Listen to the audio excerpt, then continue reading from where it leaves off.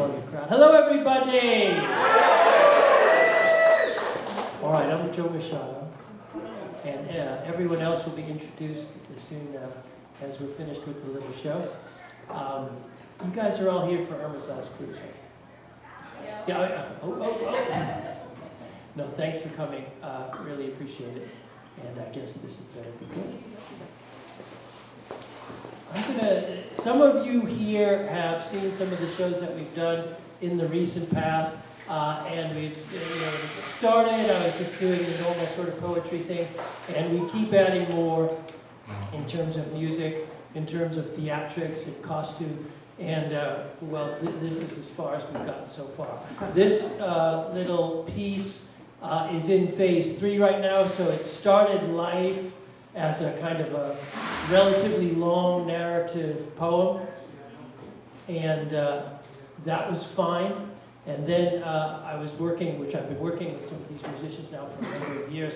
We thought, okay, let's just sort of compose a musical score that just strengthens the narrative arc and adds a little bit of a dimension to the show. And then we had poem and music.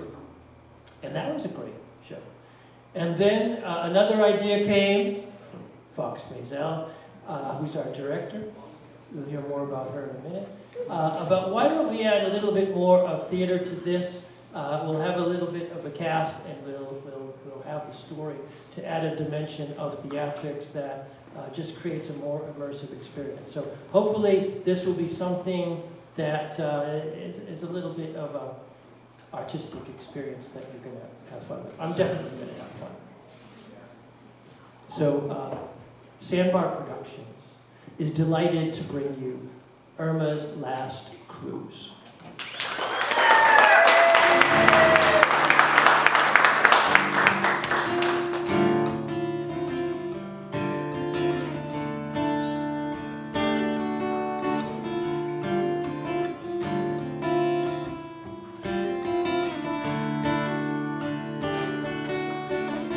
Oh man, look at my life, I'm a lot like you were. Oh man, look at my life, I'm a lot like you were.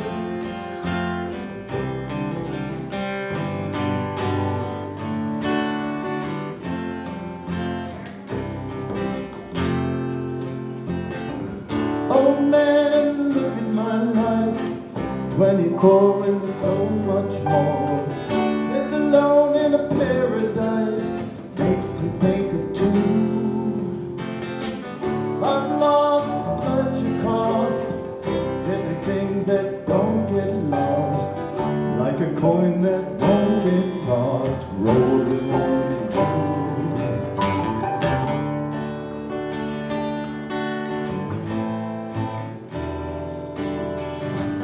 Oh man, take a look at my life, I'm alive like you. I need someone to love me the whole day through. One look in my eyes, you can tell that's true.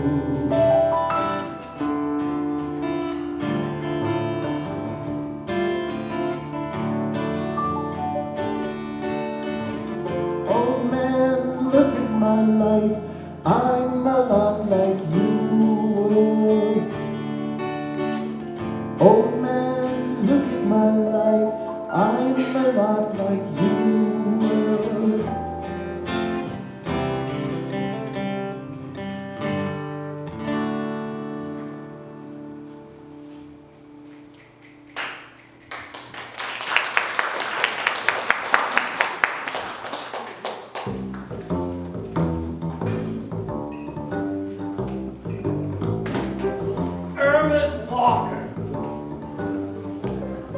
Irma's Walker was the envy of the ship.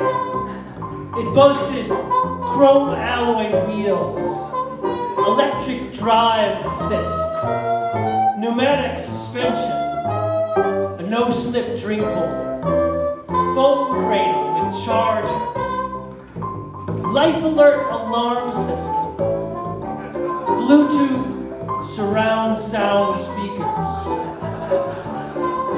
built-in weekly pill organizer, all mounted on an ultralight honeycomb aluminum frame. She called it her Luke Skywalker.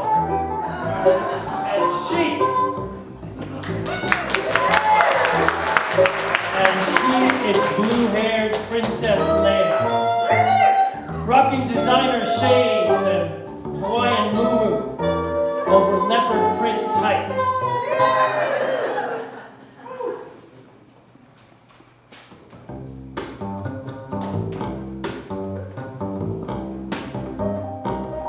In body, Irma had grown frail, yet boarded with confidence her 8th cruise of the year, after celebrating Christmas with her unbearable children and cherished grandchildren.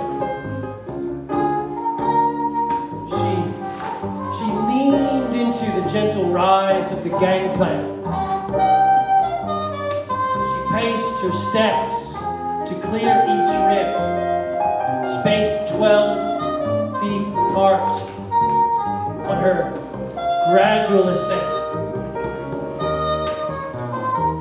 At the 4th deck, she boarded the vessel, reaching for documents folded in a lanyard that hung from a small hook in her walker.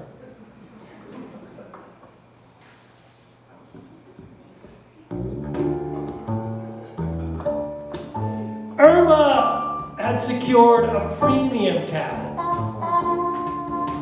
one with a spacious balcony that overhung the ship's hull, so she could peer straight down as well as forward when she beheld the welcoming sea.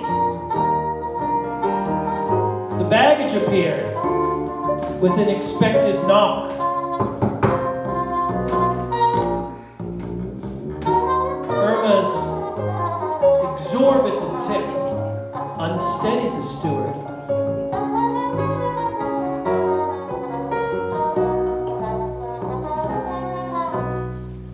At breakfast, Irma danced the hand sanitizer jig. Her florid movements displayed the elegance of a bygone era that enchanted the crew, who led her to her usual table facing the sea. When eggs, toast, and smoked salmon arrived, she thanked them, with eyes suddenly moistened by the salty breeze.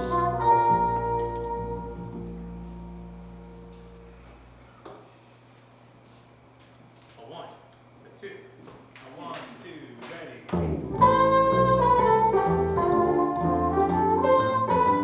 The barman detected the perfume first, unlocking cabinets and polishing glasses before he confirmed her gradual approach. He fashioned a martini, adding a lavender splash of creme de violettes. Madam, your usual Irminator. Why, thank you, Sergio. Irma sipped, closed her eyes. You know, Sergio, this is so delightful. I suspect that. Irma grew steely-eyed and resumed in her best Austrian accent. I'll be back.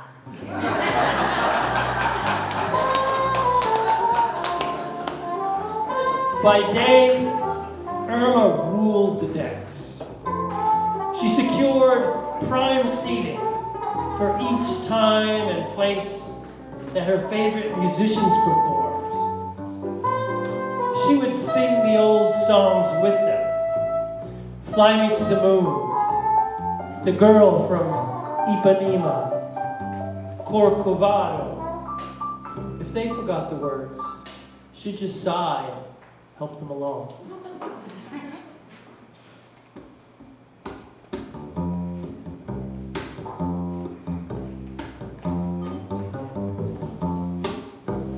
Tall and tan and young and lovely, a girl from Ipanema goes walking, and when she passes, each one she passes goes. When she walks, she's like a samba that swings so cool and sways so gently that when she passes, each one she passes goes.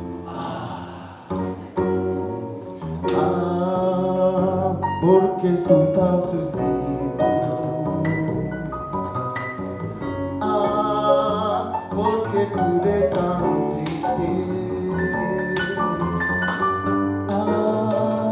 A beleza que existe.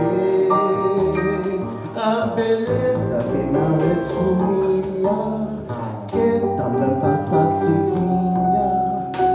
Se ela soubesse que quando ela passa o mundo sorrindo se enche de graça e fica mais lindo por causa do amor. She just doesn't see por causa do amor. She doesn't see me.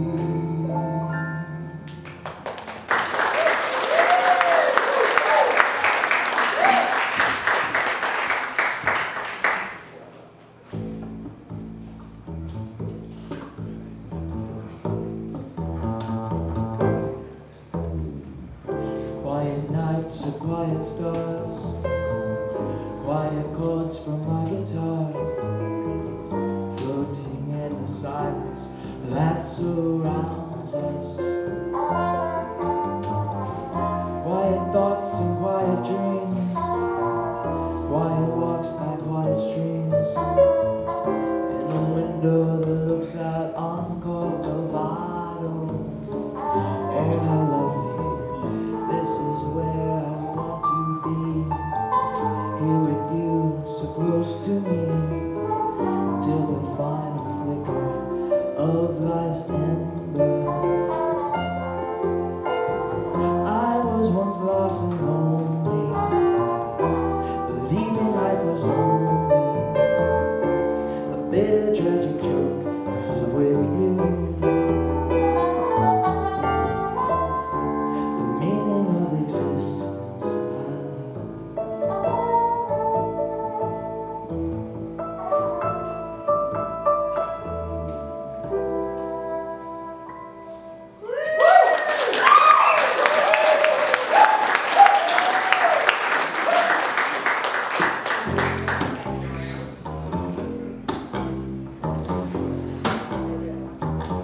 With a fresh evening cocktail, Irma rolled into the casino.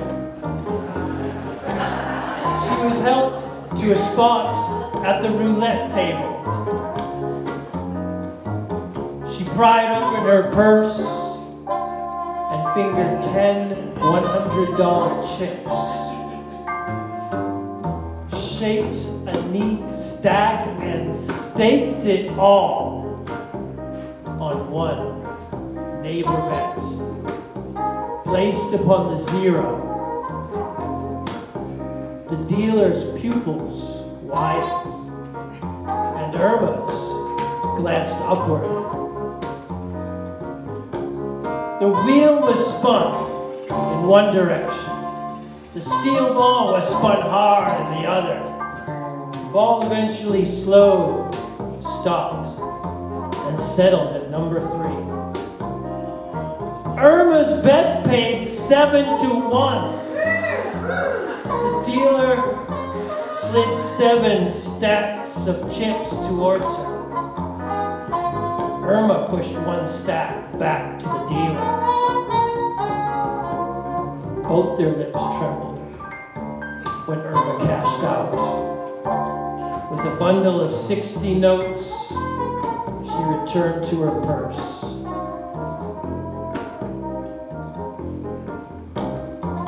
Irma spent the remainder of the evening touring the ship, patiently locating each of the 28 crew members she knew by name.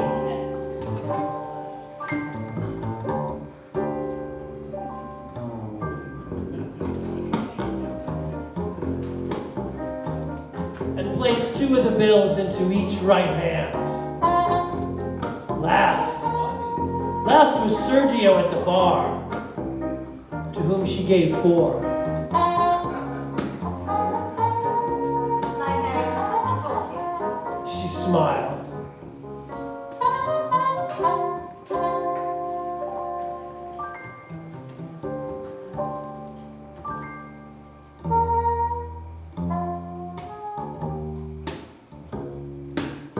Irma retired to her cabin, exhausted. Opened the laptop she always despised. Checked her accounts to confirm the balance was adequate to cover each grandchild's full education. Reviewed her instructions a final time, forwarded them to her lawyer, and powered the computer down.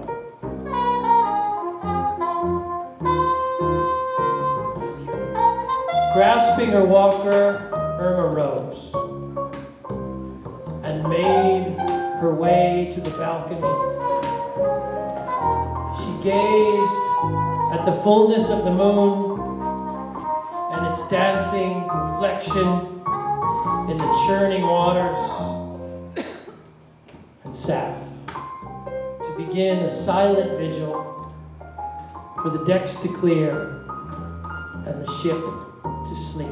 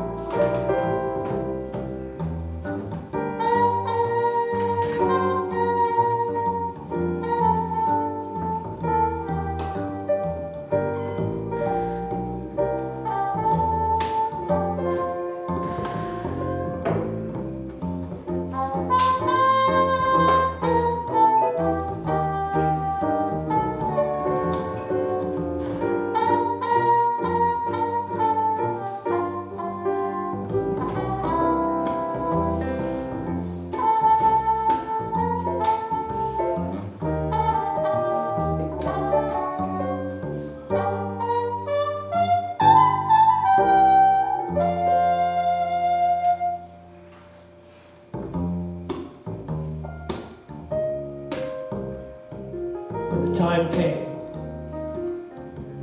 she felt her weakness. She felt her weakness strengthen her resolve. It would be difficult, but she'd have time, and began the task. She grasped each chair on her balcony, one by one, and dragged it to the railing. She took a brief rest, and then stacked one upon the other as best she could to make a sturdy pile as high as the railing. Now she rested somewhat longer. Then leaned her body against the pile. With the meager strength that remained in her upper body, she pulled. She pulled herself up the pile an inch at a time. She grasped the rail and slowly wormed herself to balance upon it. Once more, she looked upon the moon, or it upon her. and with a final burst, heaved herself towards its reflection. Still in her moo-moo, her flight was angelic. She passed the windows of 8 cabins below her as passengers slumbered. Her brittle body shattered when she struck. The liquid surface concrete-like at such velocity. The searing pain was never perceived. The thunderous splash was overpowered by the ship's engine and roar of wave and wind. The full moon bent lower in its much slower descent to kiss the ocean.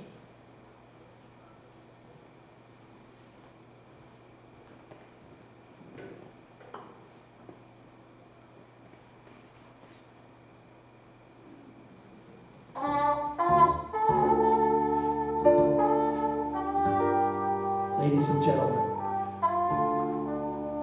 before we end tonight, we invite you to join us. Each of us, at some point, has known an Irma. Someone who celebrated life. Someone who composed their own destiny. Someone who loved generously and left something lasting.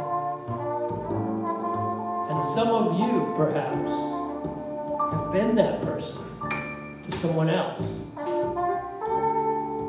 At your tables, you're going to find small candles. In a moment, we're going to invite you to hold it, light it, and hold it. But first, think about your Irma for a few seconds. Your Irma. Who comes to mind? What did they give you? What stays with you even now?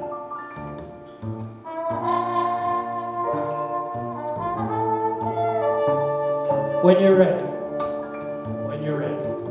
light your candle. And if you feel called, come forward to the stage and place your candle upon the stage. And as you do, I want you to say a single word, some word that fits what your Irma gave to you. Love, courage, grace. Or you may keep it to yourself.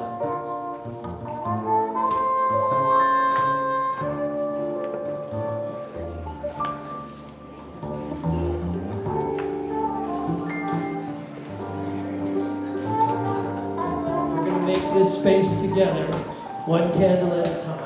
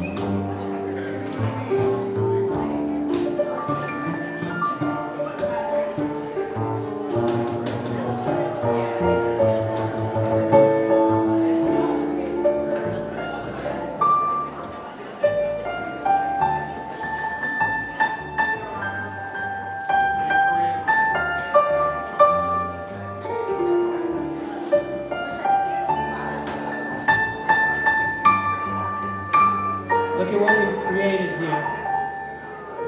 A field of light, composed from memory, from gratitude, from a love that doesn't leave us. And this is how Irma remains. Not as she left us, but as through what she's given us.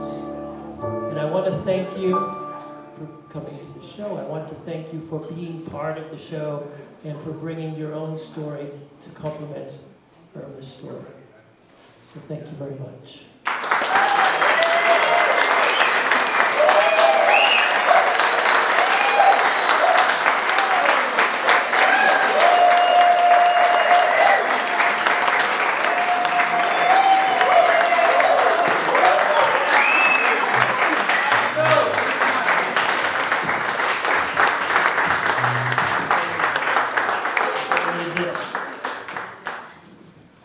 Donna Davis as Irma. And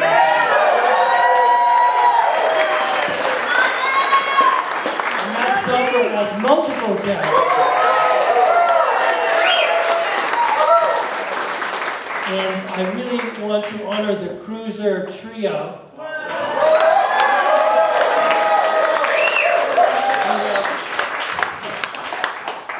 Paulo Castillo, musical director and bass. Michael Cross on the guitar, on the trumpet, and vocals. Davey Wasserstrom on the keyboard. And especially our beloved director, Fox Mazel.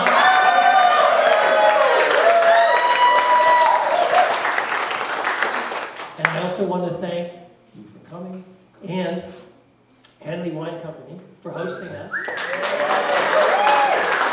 Don't forget the bartender. So the bar is going to reopen now, and stay as long as you like, and have a few glasses of wine, and come talk over with us. Again, thank you for coming. Tremendous fun. Really appreciate it.